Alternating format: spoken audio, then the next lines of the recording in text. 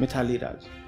तो वो रिटायर हुई, बड़ा लंबा चौड़ा उनका कैरियर रहा, बड़े उनके नाम कीर्तिमान है, अविवाहित हैं वो। तो उनसे एक प्रश्न पूछा गया कि आपने शादी नहीं की, आपको कुछ लगता नहीं? पर अब जब मैं 40 की हो रही हूँ और मैं उनकी हालत देखती हूँ जिन्होंने कर ली है, तो मैं अपना सौभाग्य मानती हूँ कि मैंने शादी नहीं करी, मैं बच गई।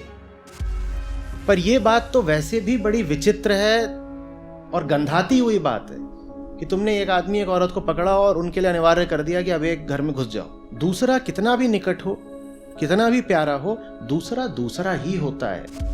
लग मत जाया करिए कि 22-24 साल की लड़की हुई नहीं कि उसको कोचने लगे कि चल चल शादी कर, बाहर निकल, पीछे पड़े हो उसके, निकल बाहर, निकल बाहर, निकल बाहर। जैसे मेरी भी बहन है, वो जैसे आपने बोला ना कि घर पे वो 2 दिन 4 दिन भी आ जाती है ना, तो उन्हें ऐसा लगता है कि किसी पराये का सामान छू रही हैं या सामान ले रही हैं। नहीं, उसकी बहुत बड़ी वजह दहेज है। ये दहेज का क्या अर्थ है? मैंने कहा था कि अगर कोई लड़की पैसा लेकर के किसी लड़के के साथ हो जाती है तो तुम कहते हो वेश्या, और लड़का जब पैसा लेके लड़की के साथ हो जाता है तो तुम कहते हो दूल्हा। संभावना यही है कि बेटे से ज्यादा काम आएगी।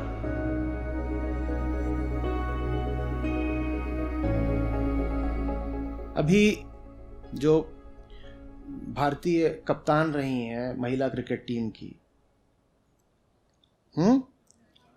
मिथाली राज, तो वो रिटायर हुई, बड़ा लंबा चौड़ा उनका कैरियर रहा, बड़े उनके नाम कीर्तिमान है।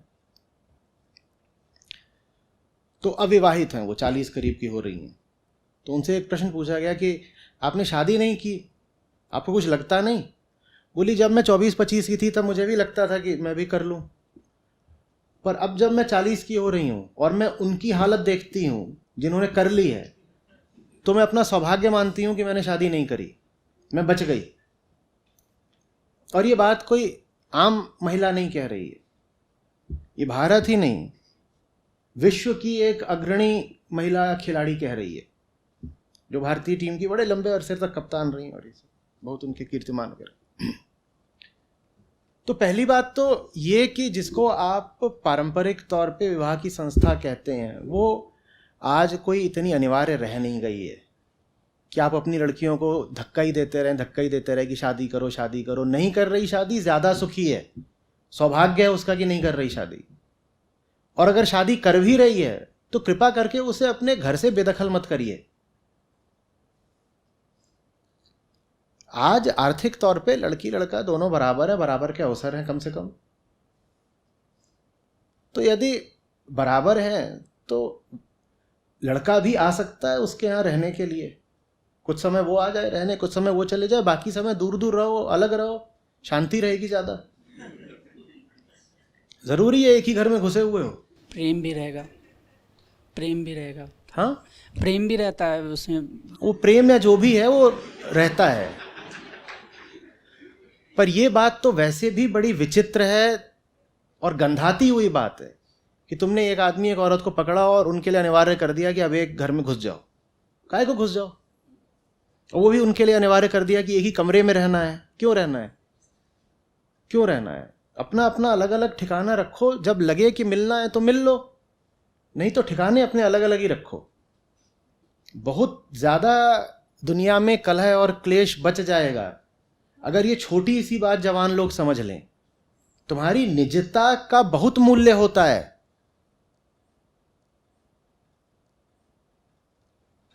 जैसे भीतर कुछ होना चाहिए जिसे कोई स्पर्श न कर सके, उसी तरीके से बाहर भी तुम्हारे पास एक जगह होनी चाहिए जो तुम्हारी है, जिसमें कोई दूसरा अधिकार पूर्वक घुसा नहीं चला आ रहा।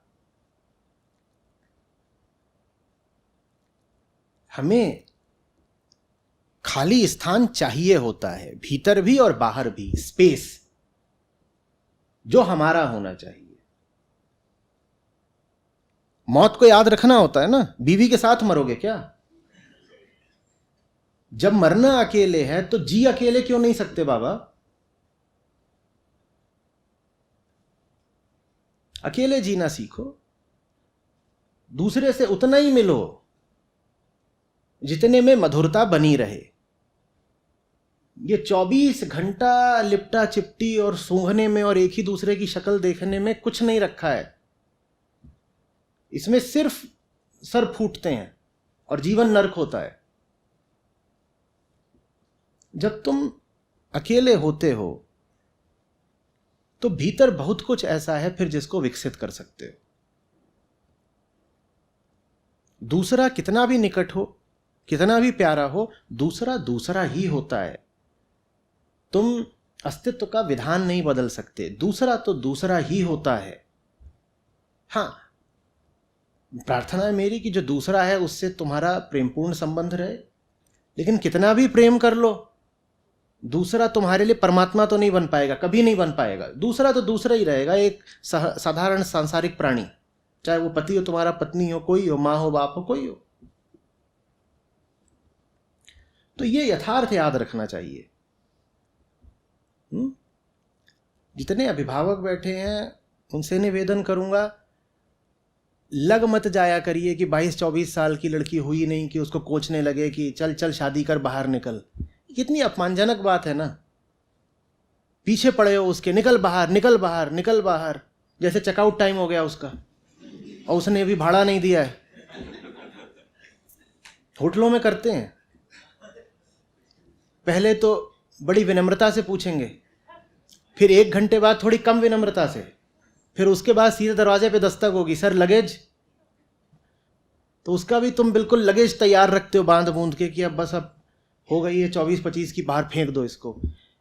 तुमने ही पैदा किया है और कहते हो कि प्रेम है, तुम्हारी बेटी है, काहे को उसको फेंकने को तैयार बैठे हो? उसको सही शिक्षा दो, सही पालन पोषण दो। अगर वो तैयार है आपके घर में रहने को तो उसे घर में ससम्मान रखो। संभावना यही है कि बेटे से ज्यादा काम आएगी। और विवाह हो भी जाए तो भी ये मत कह दो कि अब ये पराई हो गई, अब तू निकल यहां से। विवाह हो भी जाए तो अगर घर में उसका कमरा है तो उसी का रहना चाहिए। वो जब चाहे उसमें रह सकती है, महीनों चाहे महीनों रह सकती है, और उसका पति भी चाहे तो पति भी आके रह सकता है। ये सब पुरानी परंपराएं कि हाँ घर जमाई कहलाएगा, या कि पिता फिर जो उसकी बेटी का घर होता है वहां जा करके नहीं रहता, कि वहां पानी नहीं पी सकते। ये छोड़ो, ये क्या, ये देखिए अनूसी बातें। अगर सही लड़के से तुमने शादी करी है अपनी बिटिया की, तो तुम उस लड़के के घर जाके नहीं रह सकते। क्या हुआ उस लड़के को? छूत की बीमारी है? तुम कह रहे हो बेटी के घर जाके नहीं रह सकते। बेटी के घर में बेटी तो तुम्हारी ही है, तो उसमें तो कोई समस्या है नहीं। बेटी के घर में जो दूसरा व्यक्ति है वो तुम्हारा दामाद है, कह रहे हो बेटी के घर का पानी भी नहीं पी सकते, तो जरूर उस दामाद को कोई बीमारी है कि पानी में भी वो बैक्टीरिया घुस गया है कि पी नहीं सकते। तो ऐसे फिर तुमने खराब आदमी से बेटी की शादी करी काहे को? तुम्हारा दामाद तो ऐसा होना चाहिए ना जिसके साथ समय बिताने में तुमको भी आनंद आए। तो उसके घर क्यों नहीं जा सकते? वो तुम्हारे घर क्यों नहीं आ सकता? रह क्यों नहीं सकता? महीनों क्यों नहीं रह सकता?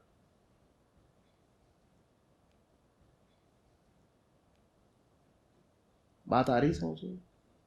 इसमें एक चीज़ और है कि जैसे मेरी भी बहन है, वो जैसे आपने बोला ना कि घर पे वो 2 दिन 4 दिन भी आ जाती है ना, तो उन्हें ऐसा लगता है कि किसी पराये का सामान छू रही हैं या सामान ले रही हैं।